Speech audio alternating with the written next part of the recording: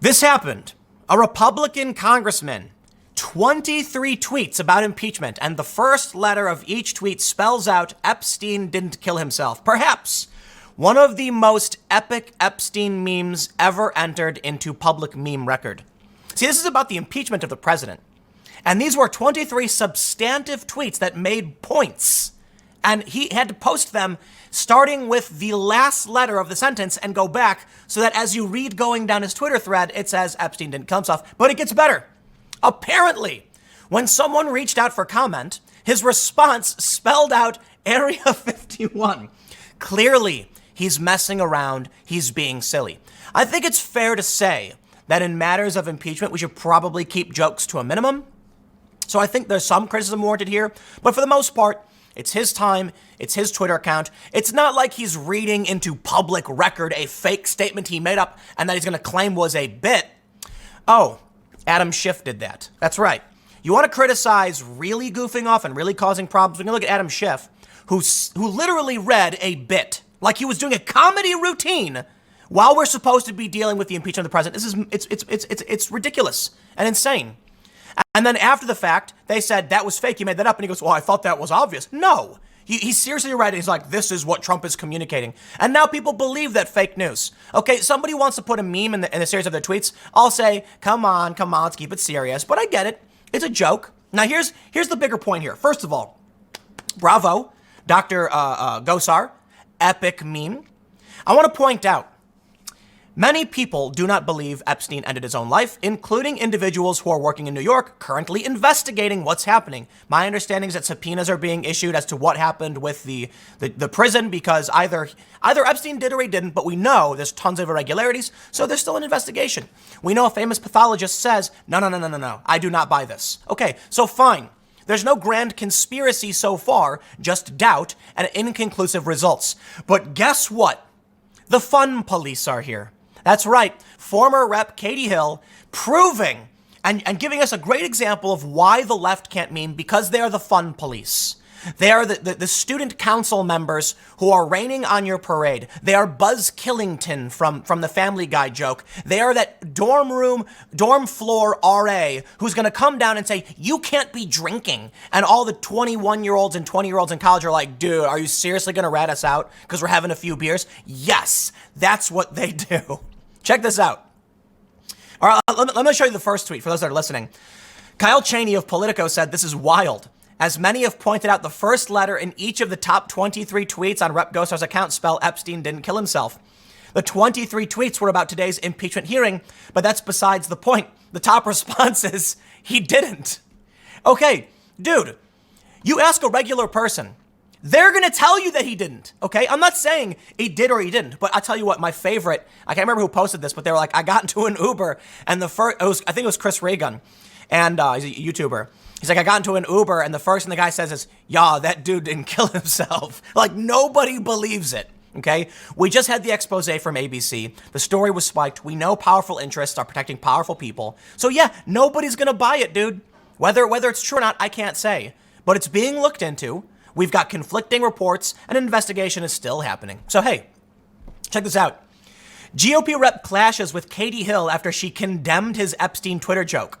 Seriously, she tweeted, no, like this actually happened. Real members of Congress tweeting out real conspiracy theories in an acrostic, no less. Okay, fun police. You see, here's the problem. The Epstein meme, the Hillary Clinton meme, these are mainstream culture memes. Regular people who don't pay attention to politics make the same joke because it's funny. Here's how the meme works.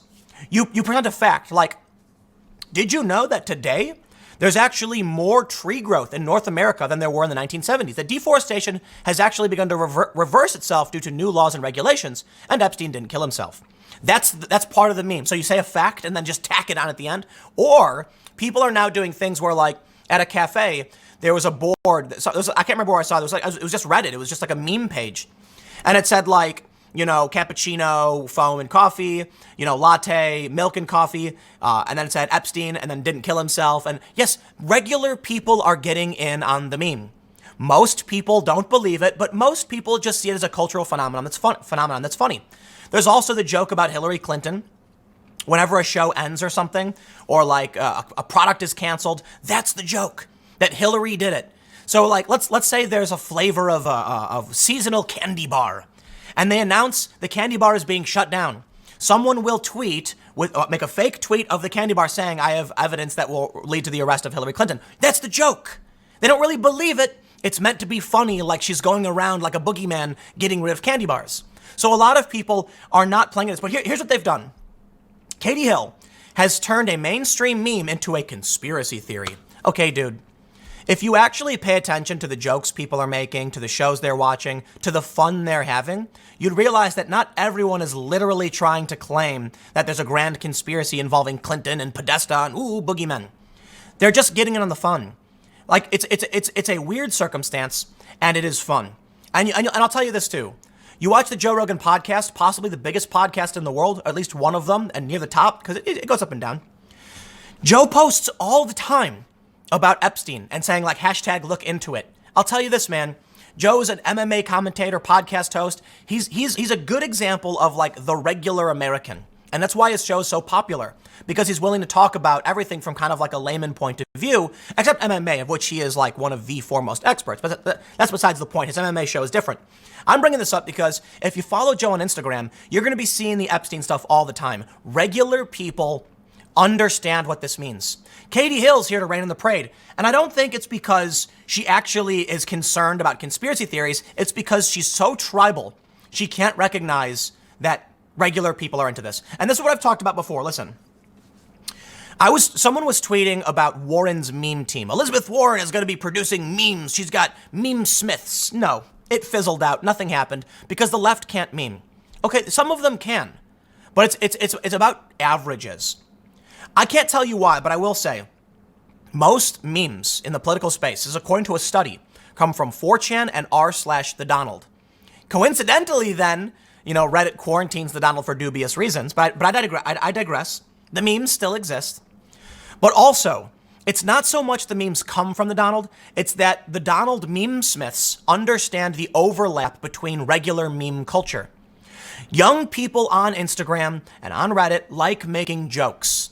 And the Donald can take some of these mainstream jokes and add a political tint to it, right? So there's one that's funny. You ever see the meme where the lady's like yelling and pointing the finger and the cat looks all angry?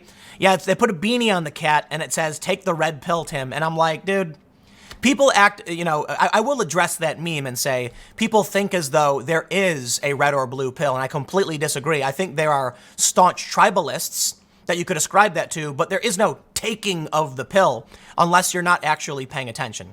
I understand, for the most part, this is also a meme.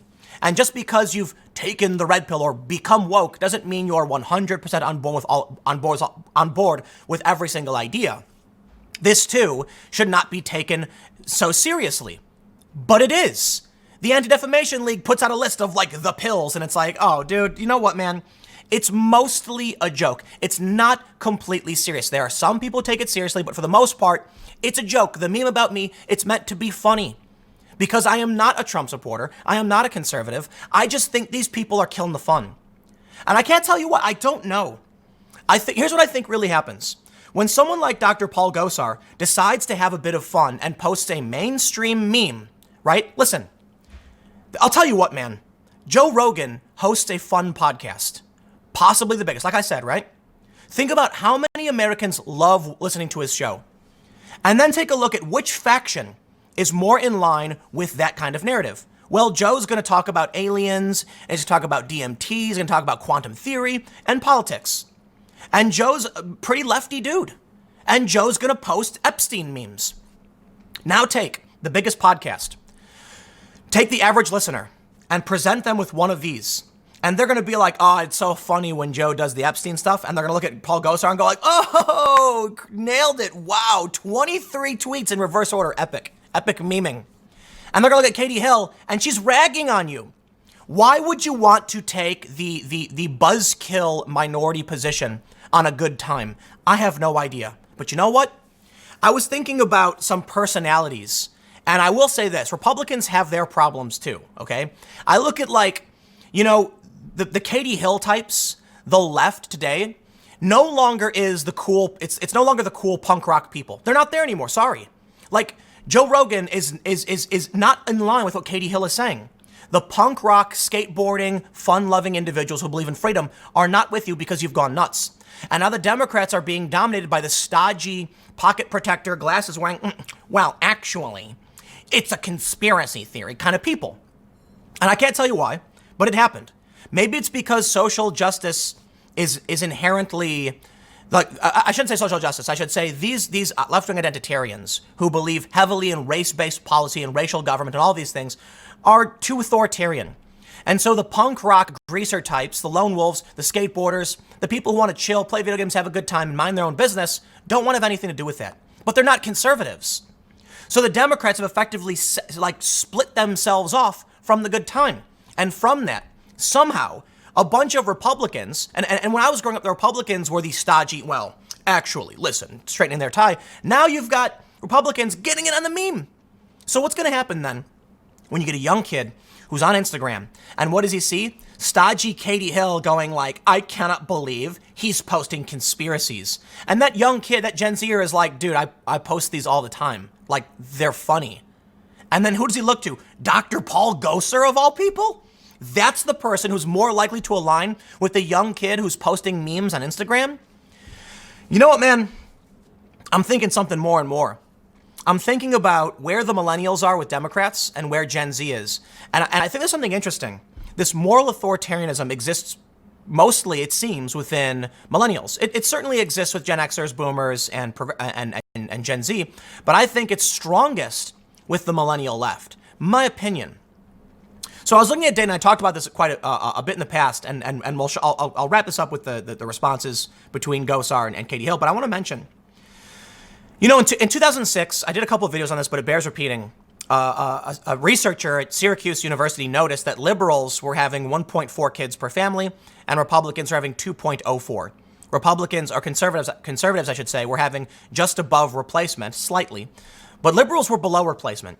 We're now 13 years after that study was done, and that study went back several years. So now we're looking at 13 to 19-year-olds, Gen Z. And it's no surprise that Pew Research shows they're slightly more likely to favor Trump, slightly more conservative on certain issues, still a bit progressive on many, many issues like millennials. That says to me that, you know what the next generation is going to be like? If there are more conservatives being born than liberals, I'll tell you what, 20 years, the trend's going to reverse. These stodgy, boring types like Katie Hill, they're not having kids, they're not having families, they're not going to relate to young people. They're going to be old weirdos. And so I really want to mention this again because it's important in the meme conversation. Two people, and one is out of sync with mainstream pop culture. And for some reason, the Republican doctor is more in line with mainstream pop culture. I'm talking about the Uber driver. I'm talking about when you get in the car and the Uber driver looks back at Chris Reagan, I think it was Reagan, and he says, yo, that guy didn't kill himself. And everyone's laughing like, yeah, dude, we get it. We understand each other, right? That's what this is really about. When we see crazy conspiracy theories, we're like, get out of here, dude. But this one, everyone goes, I don't know about that. And I'm not saying it's true or it's not. I'm just saying that's how people feel. So think about the majority of the people, how they feel and what they relate to. And that's why I use Joe Rogan as an example, because his show's so popular. Katie Hill is not a part of that. She's some elite, snooty individual who's trying to kill everyone's buzz. So here's what I think's going to happen. You know, Ocasio-Cortez put out this animation where she's like, in 50 years, young people are looking at a Green New Deal and trees are growing and everyone's got government jobs. And she talks about how like native elders are brought in because they know better than like biochemical engineers or something, which makes no sense. I don't know. Anyway, the point is, Ocasio-Cortez's vision of the future is predicated upon the fact that she thinks there will be a bunch of young progressives. That these young women of color are now going to be able to go into government because of her. But I start, but think about it. The older millennials are not having fun like Gen Z is. PewDiePie and his army of 9-year-olds, I know they're not really 9-year-olds, but skewing younger towards Gen Z and younger millennials, they make fun of him, they smear him, they berate him, no matter what he does. They recently made a video claiming, because PewDiePie did a video on No Nut November, they showed PewDiePie's video claiming it was linked to the far right. Kid you not. So what happens when there's a young person, 16, 17 years old, And they're memeing like everybody else. They're like, this is funny, meme, Epstein, ha. And then they get scolded for it by the adults going, actually, no one knows, and the coroner ruled you're wrong. So you need to stop, or I'm going to take your phone away. Like, that's never been what young people wanted to do. Young people rebel. But it's not just that. It's that liberals don't have kids. So Katie Hill, who I'm assuming is childless, I don't know. When she's 50 or 60 or 70, when Ocasio-Cortez is 50 or 60 or 70, their vision of this future where young people are all like, Green New Deal, ooh, I'm sorry. You're going to be weirdos, moral authoritarians, and young people are going to look at you. It's going to be like I Am Legend, right? You ever read I Am Legend? The movie butchered the plot, but it's basically like this. A bunch of vampires pop up, start doing vampire stuff. But there's only a little bit of vampires. So a vampire hunter goes around taking out the vampires. But the vampires win out. Eventually, there are more vampires than actual humans. In the end, they arrest him, lock him up, and he's looking out the window, and they look to him, terrified of him. And he realized something. When the whole world became vampires, he became the legend. He was what went bump in the night, taking out and killing people. He was the boogeyman. The vampires would sleep during the day, and he would lurk around while they were sleeping, killing them. To them, it was a terrifying story of the man who would get you in your sleep. When he started, he was the hero defending his people. In the end, he was the odd person out.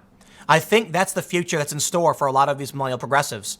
When young people, when conservatives have more kids, conservative values are more likely to persist. But it's not just that. It's with this trend and more young people now pushing fun memes, their peers, even from liberal parents, are likely going to want to be involved in the majority. What the cool kids are doing, what the fun is. So here's what'll happen. AOC will be 70 years old. She'll be sitting on that train, and she'll be looking out her window, and she'll see a bunch of, young, memeing, libertarian-type individuals looking at her like she's the weird vampire, like she's the weird boogeyman who believes crazy things, and she'll be gone. Now, she'll always have her generation. She'll always have the people around her, but it'll be shrinking and dwindling because they're not having kids. That's just a fact. And though their ideas will persist for the most part, we got to talk about averages. Yes, it's possible conservative parents will have liberal kids, but that's assuming the majority of the generation is progressive. Because Gen Z is now more likely to be conservative because liberals didn't have kids, you're more likely to get a generational majority leaning towards free-spirited memeing and Epstein memes. And that means the other liberal kids are going to reject their parents and say, no, I want to be like the cool kids. You see how that works? It's not like the kids who were born to conservative parents, it's like a law of nature they become progressive. No, it's because the younger generations were majority progressive. But what happens when the younger generation is majority conservative? Then those born to liberal parents will try to fit in. They'll want to be a part of their generation. So I give you this example. Paul Gosar responded to Katie Hill, "You're surprised by me? You single-handedly taught an entire country a new word, thruple. And what's up with that too? Relax." And I'll give you another really funny example. Katie Hill tweeted about Gosar saying he's pushing conspiracy theories. So he responded to her. And then you can see this Twitter account in response to Katie Hill, "Gosar would be wise to mind his own business and go tweet elsewhere." Well, she tweeted at him first. You know what? I don't want to be a part of a stodgy, unfun Buzz Killington party. I never have. I don't care about that. And so I'll tell you what I see happening right now. You can talk about libertarian, authoritarian. We can talk about why the left is the left, globalism, nationalism, all that stuff. I don't know, man. But I can tell you this. As I've mentioned time and time again, the left will kick you out because they all want to assert that they're morally superior, and the right is fanning everybody over, offering a beer. And I mean this literally. I know people who actively protested for Bernie Sanders, for Black Lives Matter, who were insulted and berated and spat on. And they walked out saying, "I don't understand why you're so mean to me." And there was a bunch of dudes in MAGA hats being like, "Got extra beers over here. You don't got to agree with us, man. Just come hang out." And then here's what happens. You get a lot of these people now who become Trump supporters because they're like, these people are nice and being reasonable to me. Even if Trump is a bad president, it doesn't matter. What matters is there's a group of people who are laughing, posting memes. The kids are getting in on it. Everybody feels like we're having a good time. And across the room is a bunch of Antifa Buzz Killington types going like, "Why are they having fun? Fun should be illegal." And then they go around smashing windows and bashing skulls. The more the left tells people to stop having fun, to stop talking, to stop playing, well, you're going to end up with a lot of people like, you know what really blew my mind is when I got hit up by a bunch of pro skateboarders. Not at the same time. Okay, I've been skateboarding my whole life. Skateboarders are punk rock, anti-establishment, anti-authoritarian. Skateboarders go around like fighting with security guards, and I detest this part of the culture. But skateboarders are anti-authoritarian. They're like, I'm going to skateboard on your private property, do something about it, and they won't leave until the cops show up and they have to run away. And for some reason, I'm getting hit up by skateboarders saying like, I love what you do, man. And I'm like, how did a group of people who basically reject the establishment, who fight with security guards, now say that the left, like they agree with me, they're not fun? It's like, okay, dude, when you've lost skateboarders, I don't know what to tell you, man, because skateboarders are as anti-establishment, anarcho-left as they come. A lot of punk rock people, but you know what? Now, man, I have pro skateboarders who are like, I want to send you gear, like it's really cool, man, because in the end, I think it's actually, they lost the skateboarders because the skateboarders want to have fun and be free. They want to be told that they can travel around and smell the flowers without someone getting in their way. They want to laugh at jokes and have a good time and mind their own business. Skateboarders are a perfect example of, live and let live. Even to the point where they actually, you grind on certain property and you can actually damage things to an extent. I don't think skateboarding's that bad. But yeah, skateboarders are on private property and people trying to kick them out and they refuse and they come back later. They don't care about your authority for the most part. So they're very, very anarchistic, anarcho. And that's why they're no longer in line with this moralistic left that says no fun allowed. They'll be like, fun's allowed, but then they'll make ridiculous memes because they don't want to offend anybody. Nah. I'll keep this one short, but I'll leave it there. Epic meme, Dr. Gosar, pulled off 10 out of 10 in the Meme Olympics. You, sir, would win an award. I do think it's fair to say we should keep impeachment hearings serious, but it was his own Twitter account, so I think that's fair. I'll leave it there. Stick around. Next segment's coming up at 1 p.m., and I will see you all then.